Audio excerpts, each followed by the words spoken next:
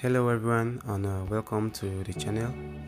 Today we are going to be designing a fixed frequency power switch generator using the NE555 timer. So first of all, we create our new project on Kicad. I'm using version 9.0 of Kicad.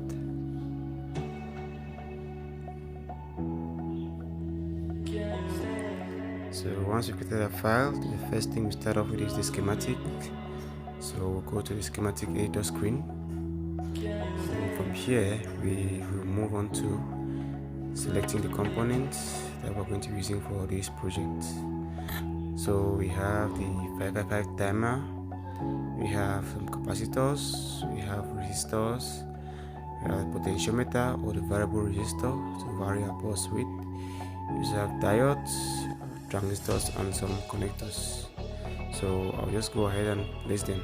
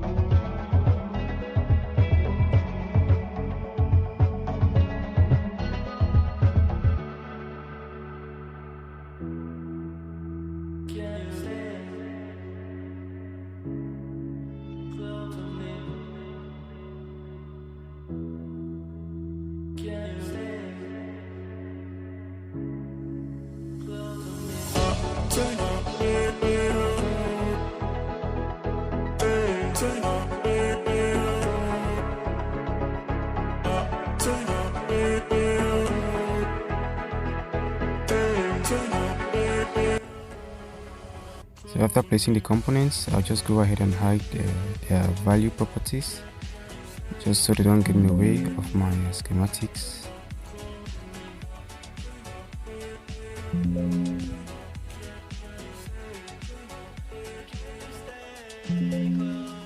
So you go under the show section, you just uncheck the show, the checkbox.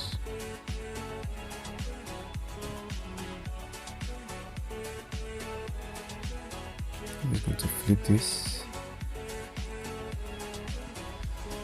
So from here, what we'll do is we just try to reposition the components and pair them together with their closest components.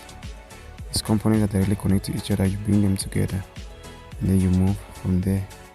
So I'll just go ahead and reposition the components. So you can group a particular set or a similar group of components that are directly connected to each other, and then you go ahead with the routing.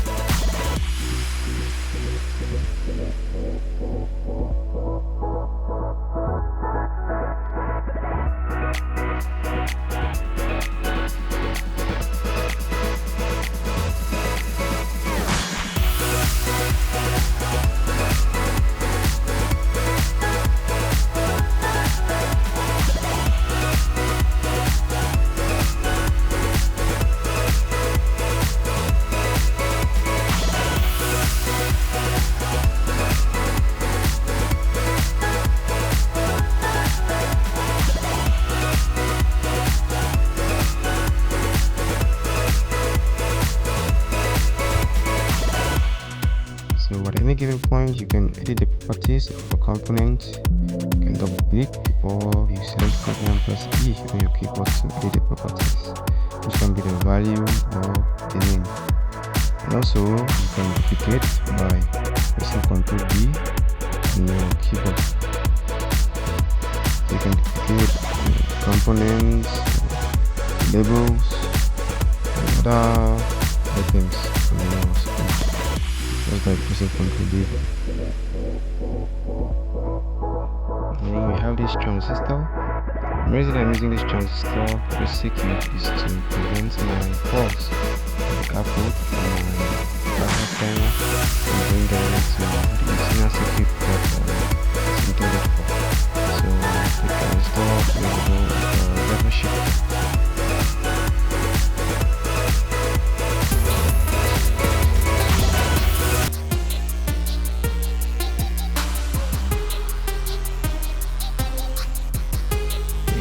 Capacitor, which is going to be directly connected to the power input of our circuit. So I use 25 volt resistor there.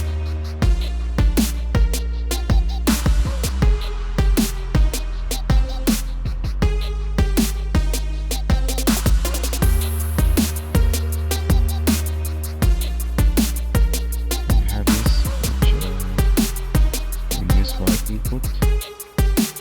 I'll just change this out of use terminal instead of the connector. So let's switch back to terminal now. I'll just differentiate it from the power supply and the signal connector.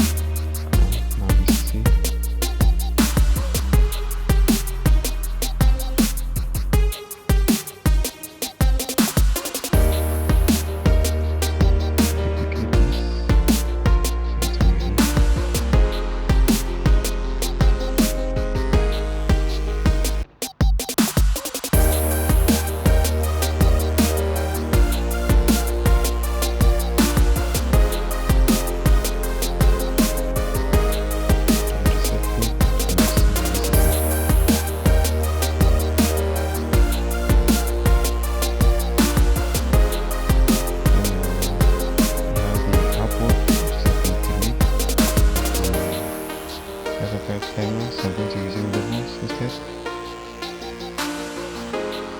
Just to have a clean design that is in cables. So the idea is to name the fuel out the fuel to output of the right timer. Give it the same level name as the base of the transistor. So you give them the same name directly connected together without you passing cables everywhere.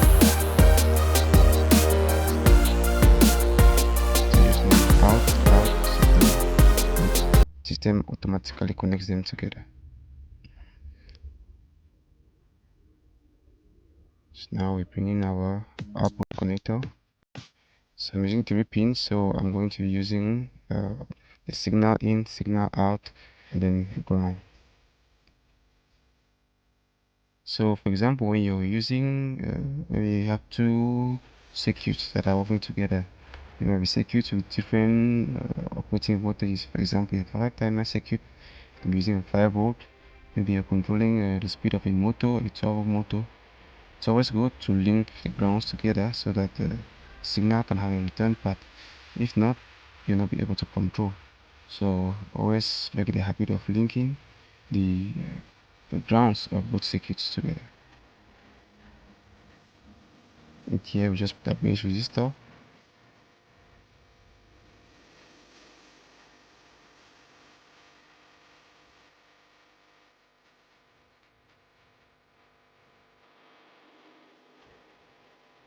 In this system, I'm going to be using resistors of 10 kilo ohms.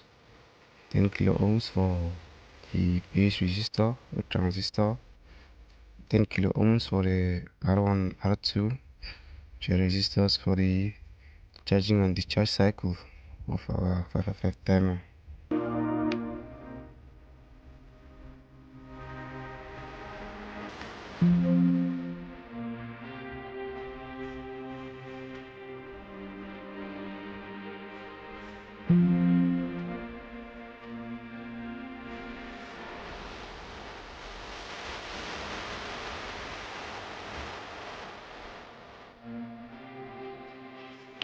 Okay.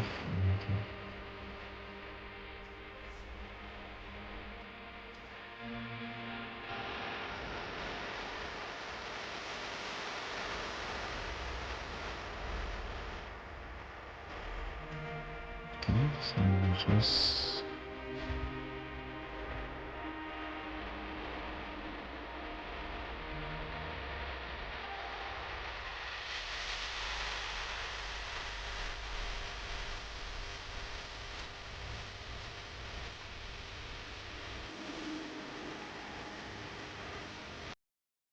and our circuit is complete.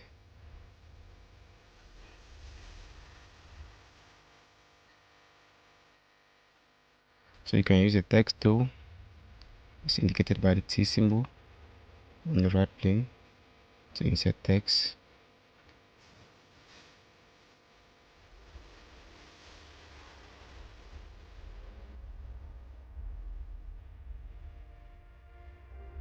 So this is labeled ground on the VCC. Then I'm just going to go ahead and label the output signal pins to the external circuit. So we're going to have the signal in, signal out, and the ground.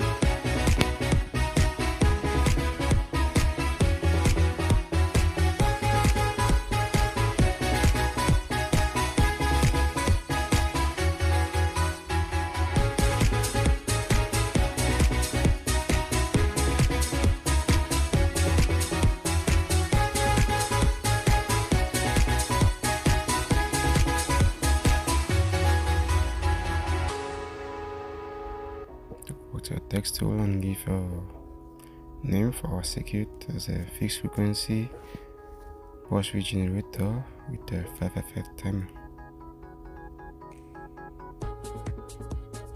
It's just to beautify the box and name just to beautify the design.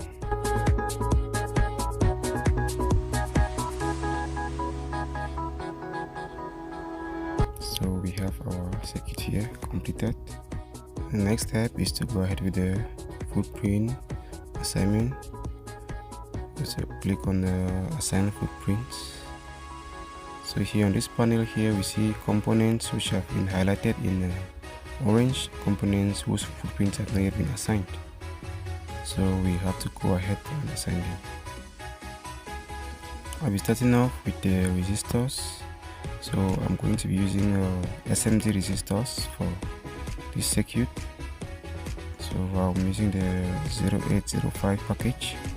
So we just go under SMD resistors and we select. So here you can also toggle between the footprint and the 3D view to have a view of the company you're using.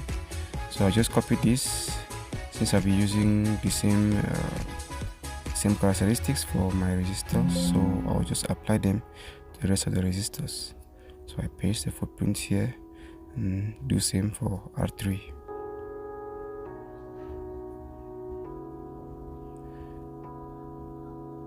Then we have our capacitor, the SMD capacitor as well. Just go ahead and select a footprint for it, SMD as well.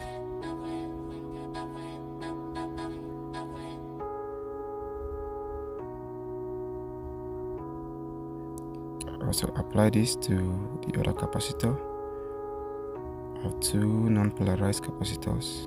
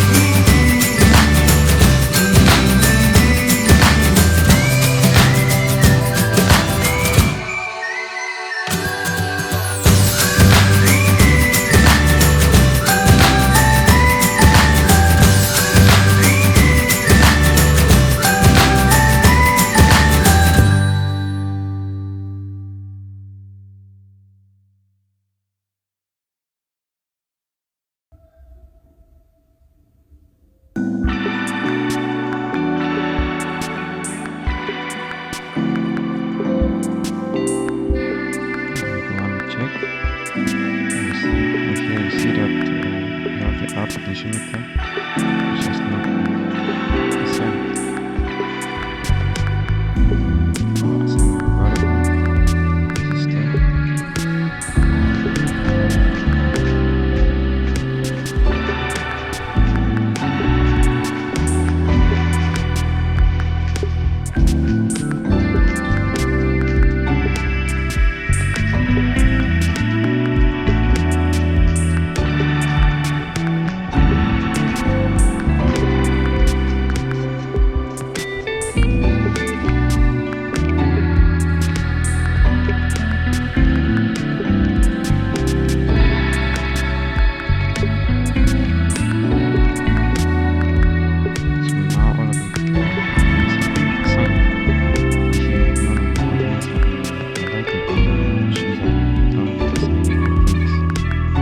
Here we are going to continue with the